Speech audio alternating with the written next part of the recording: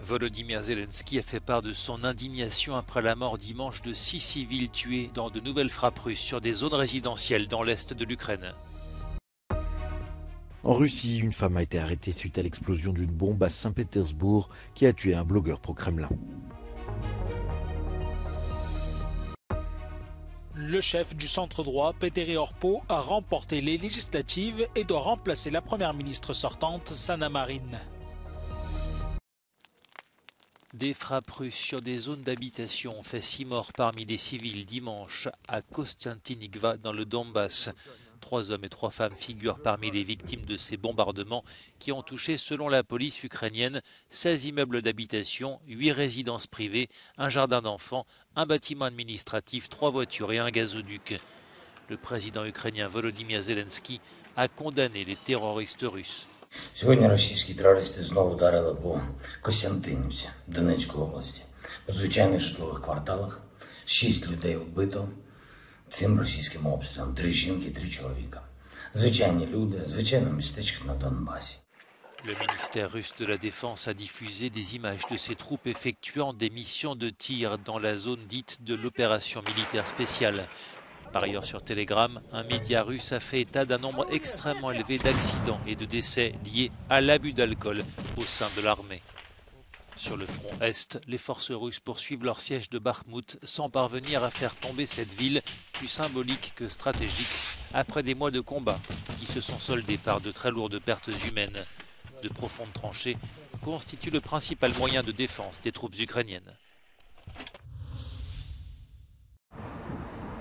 Les autorités russes ont annoncé lundi l'arrestation d'une jeune femme, principale suspecte de l'attentat qui a tué la veille un célèbre blogueur militaire et fervent partisan de l'offensive contre l'Ukraine.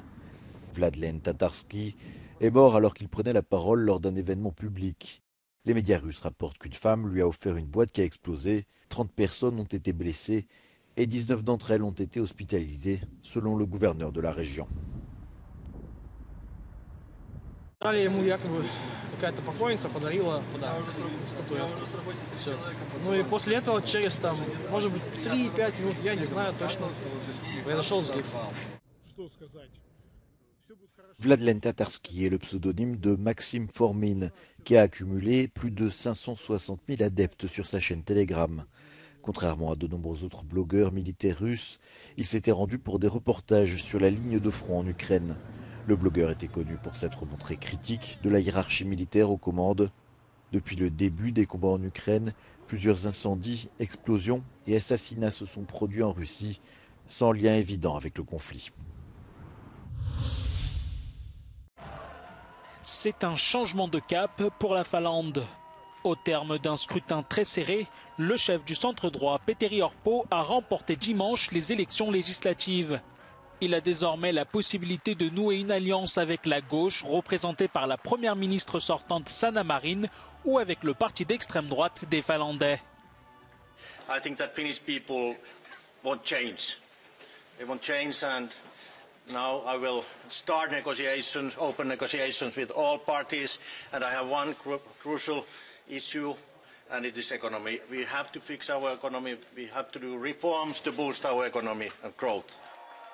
Obtenant un score moins élevé que la droite et l'extrême droite, Sanna Marin est la grande perdante de ces élections, même si elle a réussi à augmenter ses voix depuis les dernières législatives.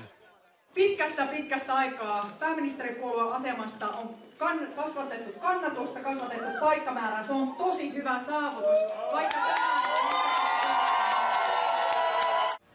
Arrivé deuxième, Riikka Purra s'est félicité devant ses supporters du meilleur résultat électoral du Parti nationaliste. Rakkaat perussuomalaiset, tiedättekö te mitä te olette tehneet?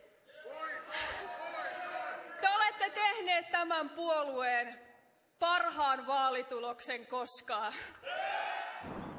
En Finlande, pour former un gouvernement, il faut obtenir 100 sièges sur 200. Avec 48 sièges, le centre droit peut s'allier avec la gauche ou l'extrême droite qui pourrait faire son entrée au gouvernement. L'instabilité politique risque de se poursuivre en Bulgarie après les 5e élections législatives en 2 ans qui n'ont pas permis de dégager un vainqueur clair. Les conservateurs de l'ex-premier ministre Boyko Borisov arrivent légèrement en tête devant la formation sociale-libérale emmenée par Kirill Petkov. Le scrutin a en outre été marqué par un très faible taux de participation inférieur à 40%. Après ces résultats, les experts demeurent sceptiques quant à la possibilité d'une solution rapide de la crise.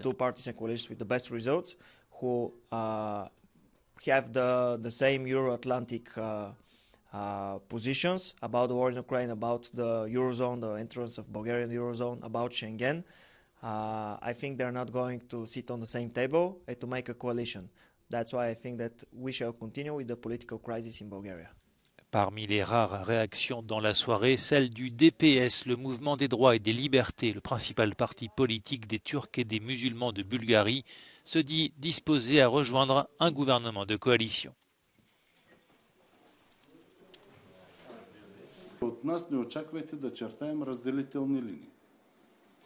Ние сме тези, които призоваваме за диалог. Autre enseignement de ce scrutin, la montée du parti pro-russe sur fond de guerre en Ukraine.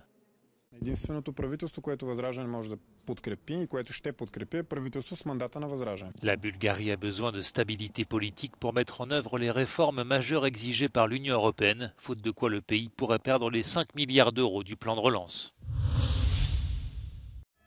Le bilan s'alourdit. Au moins 32 personnes sont mortes au cours du week-end après des tornades et des violentes tempêtes qui ont frappé plusieurs États américains. De l'Arkansas au Delaware, au total, ce sont 11 États du sud jusqu'au nord du pays qui ont été durement touchés. Les habitants de ces États font face à un spectacle de dévastation avec des voitures retournées, des arbres déracinés ou encore des maisons éventrées. De nombreuses vidéos amateurs ont été enregistrées pendant la catastrophe naturelle, comme celle-ci, où les tornades sont clairement visibles. Ces phénomènes météorologiques, aussi impressionnants que difficiles à prévoir, sont courants sur le territoire américain. Pendant ce temps, certains habitants de l'Arkansas ont déjà commencé à nettoyer les débris afin de retrouver leur vie d'avant. Jusqu'où ira la contestation contre la réforme des retraites en France? Face à un pouvoir inflexible, les manifestations et les grèves se poursuivent et se radicalisent à travers le pays. Une nouvelle journée d'action aura lieu jeudi. Avant cela, les syndicats ont été conviés à Matignon pour une rencontre avec la première ministre Elisabeth Borne. Mais le dialogue peut-il réellement reprendre? Rien n'est moins sûr. Il y a un malentendu en avant de ce rendez-vous. Il y a clairement un malentendu puisque Emmanuel Macron, en partie le gouvernement, laisse savoir que la décision sur les retraites est prise et ne sera pas discutée, alors que les syndicats y vont pour parler de cette question des retraites et notamment de l'âge à 64 ans. Si le président Macron semble miser sur un essoufflement du mouvement, c'est loin d'être le cas, estime le politologue. Le Conseil constitutionnel se prononcera, lui, sur la conformité du texte le 14 avril prochain, un épisode qui pourrait encore accroître les tensions. À chaque fois que les choses se sont passées à l'encontre de l'opinion publique, qui est à 70% opposée à cette réforme, il y a une réaction encore plus forte qu'avant.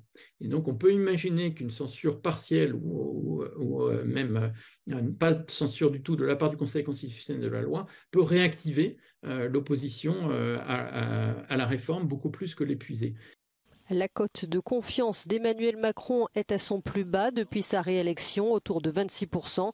Dans le même temps, un sondage a montré la progression des intentions de vote pour l'extrême droite de l'ordre de 5 points en cas d'élection législative.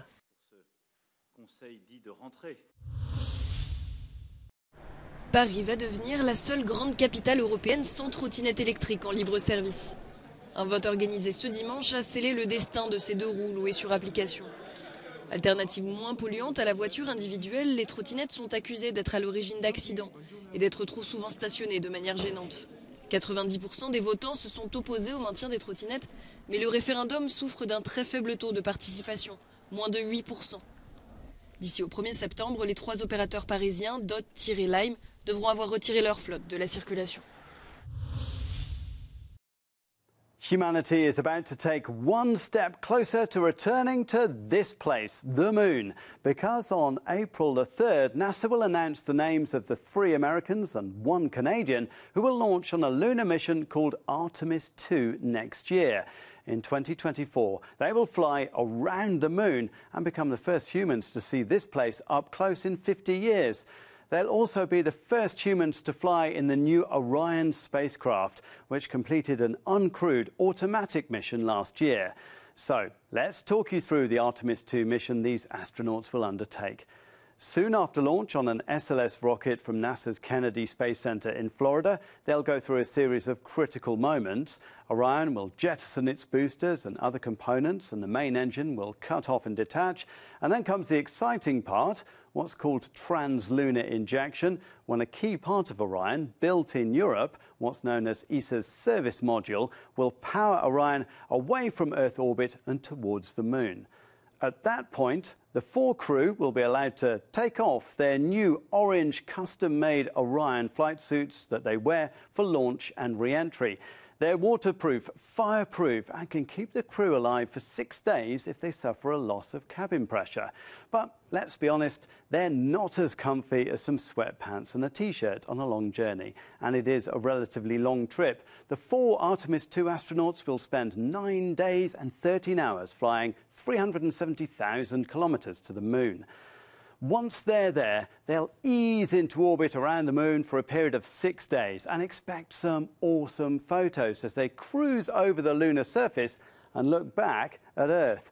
The 4 astronauts, whose names are about to be announced, won't actually touch any moon rocks or come down here, at least this time, but they have an important role in testing out the systems for the next step, which comes as early as 2025, when the Artemis 3 mission will see astronauts landing on the south pole of the moon, the area that NASA has chosen as the best spot to set up a permanent lunar base.